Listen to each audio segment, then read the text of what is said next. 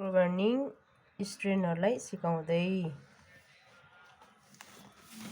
यहाँ म्याप बनाउँदैछ स्टुडेन्टले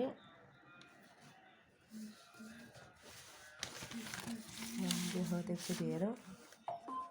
भन्दैछ राम्रो छ अर्को स्टुडेन्टले एउटा बनाएर फेरि अर्को पनि बनाउँदैछ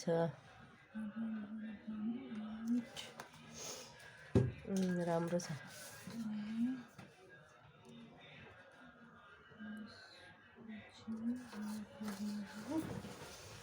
हुन्छ म्याप बनाएर सिकाउँछ है यो चाहिँ हाम्रो चाहिँ माइक्रो बाइन्डिङ माइक्रो सेडिङ गर्नको लागि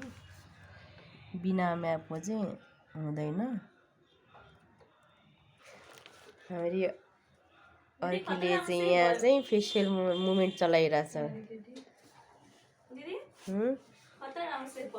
हो